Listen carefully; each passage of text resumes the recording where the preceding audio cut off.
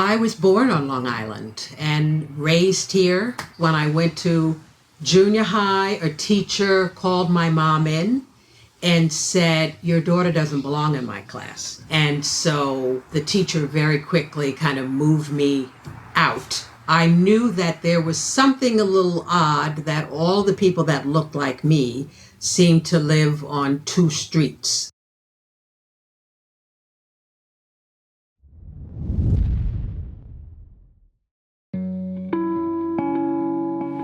Famous for its beaches, vineyards, and shopping malls, Long Island is the birthplace of the American suburb. Made up of Suffolk and Nassau counties, Long Island was built to represent the American dream for the middle class. But with a checkered past and continued issues with fair housing, it remains one of the 10 most segregated places in the nation. So I came here to find out more from the people who live here. But you're saying Long Island is more diverse, but it's more segregated than ever. Why? Of course, there's Long Island's history, which is important to understand. So Long Island is known for Levittown being one of the earliest mass-produced suburban communities, very affordable housing, but the federal government was also continuing its policy of pushing for segregated housing. They said that you had to have a racial covenant in deed, which meant that a white person bought the housing, but they couldn't resell to anyone who wasn't Caucasian. And it wasn't until 1968, actually, with the Fair Housing Act, where housing discrimination was not supposed to be legal anymore. Of course, we know that that act didn't make housing discrimination go away. Erase Racism did some research in a 12-year period, and at the beginning, there were 5 intensely segregated school districts. By 2016, 12 years later, there were 11 intensely segregated. So at a time when Long Island is actually becoming more racially diverse, we're not becoming more racially integrated. But can the case be made that these school districts exist to keep the kids segregated? Oh, absolutely. But, you know, what people will say is, well, we just go to school where we live. And of course, the where we live is segregated. In some instances, people talk about Hempstead and Garden City, for example. You can walk down a street and you can see the beautiful trees and large homes, and then you take another step and you're in Hempstead. And so, you know, the communities are really very close, especially in Nassau County. Elaine talked to me about some of the issues surrounding Long Island architect Robert Moses, who many believe designed the island to be segregated. Well, Robert Moses, you know, the master planner, people, again, have a lot of respect for him. The bridges over the parkways were kept low so that buses could not fit. And that would mean that people of color, Black people certainly, wouldn't be able to come out from the city and enjoy all of the amenities that were being built for Long Island. So the wonderful beaches, you know, it was really to keep keep Black folks out. Historians have different views on what Robert Moses' true intentions were while developing Long Island. But he's a controversial figure whose presence is felt everywhere around here, including the quaint town of Babylon, where a young group of protesters have been protesting a statue of his likeness. My dad is an immigrant from Nicaragua. My mother is a white woman who grew up just a few towns away. And we are an anomaly in this community. And we may love to be a part of it, but it hasn't always been a place that has been truly welcoming to all. And so I gathered some of my family members, some of my high school friends, and we held a protest right in front of the Robert Moses statue and demanded that we remove and replace this statue as a first step towards making a more just and equal future together.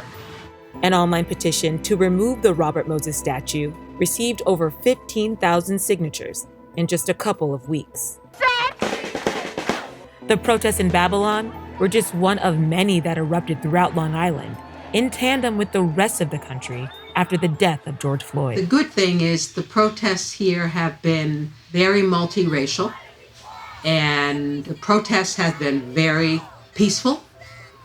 And there have been a couple of incidents where there were anti-protesters that came out. You know, even where I live in Huntington, there was an incident where there was a peaceful protest and someone came by. He owns a restaurant in town, talking about throwing watermelons. They look like little animals, savages, with a bunch of watermelons we were going to throw at them. Later, they brought a lot of watermelons and put out front of their restaurant, which I thought was, You know, I love nice. protesters. You know, they just really know how to. you know, we have to be creative in thinking about how to address very concrete problems in concrete ways. The past is still with us, and people need to make sure they understand that history.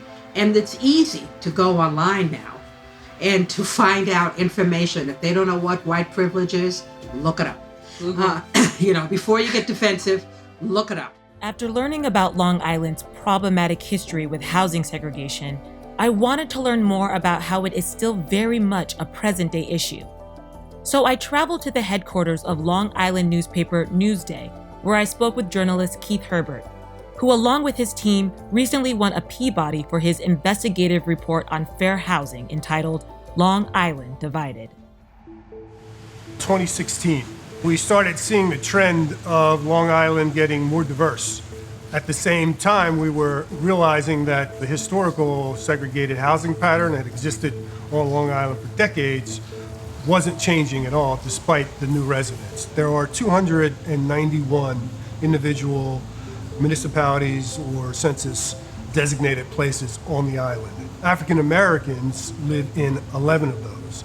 So those numbers really tell you about the concentration of black folks on Long Island and where they live.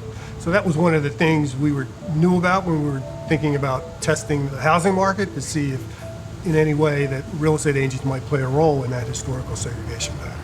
For over 18 months, the Newsday team hired actors of different ethnicities to play potential homebuyers. Each homebuyer would have the exact same credentials and financial standings. The only difference would be the color of their skin. Oh, so that means I can't go out to see anything. I won't do it. You can try another person, but I don't have the time to do that. After they were outfitted with hidden cameras and microphones, each actor went to different agencies to see if there were any differences in the way they were treated. The investigation found that 49% of black applicants faced some form of discrimination.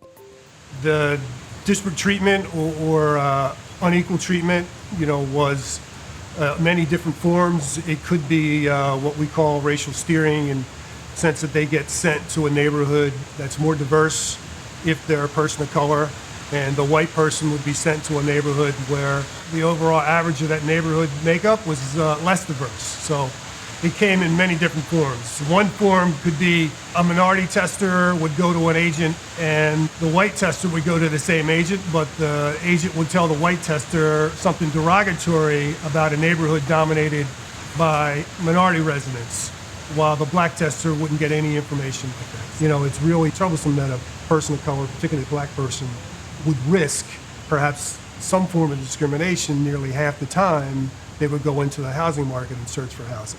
And housing is, a requirement. It's right up there with food, clothing, and, shelter, right? So it seems that more robust enforcement of the existing fair housing standards would be in place.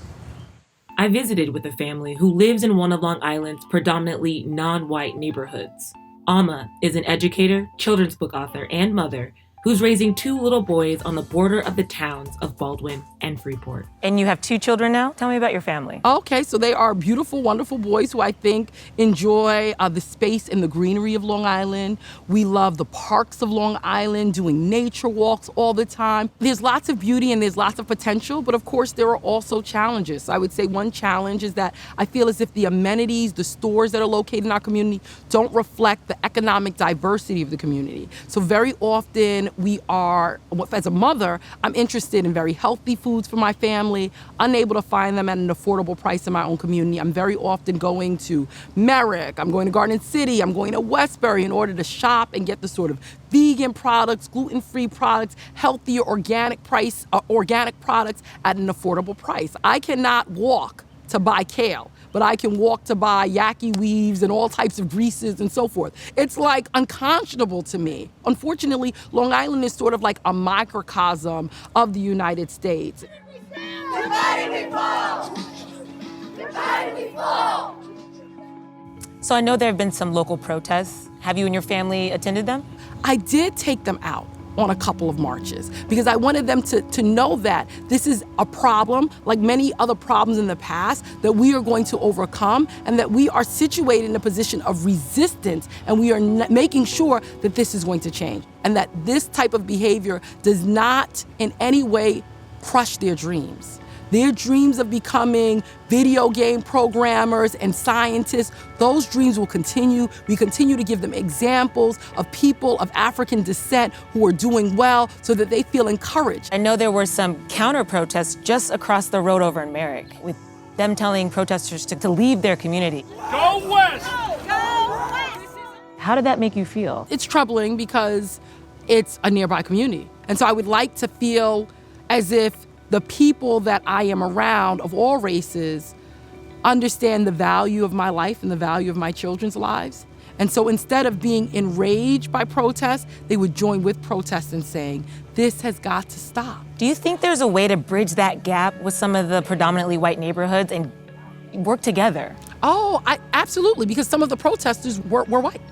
And some of the protesters were from all over Long Island who are white. What keeps me hopeful is just the amazing work that so many people on Long Island are doing in order to make sure that we are creating a more equitable environment. And so I'm extremely hopeful that we will indeed engage in the change that we need to make sure that all of us thrive. I've been living in New York City for 10 years and I haven't spent any time in Long Island, so this was an eye-opening experience for me. I didn't know much about Robert Moses or how divided these towns were, and that was frustrating.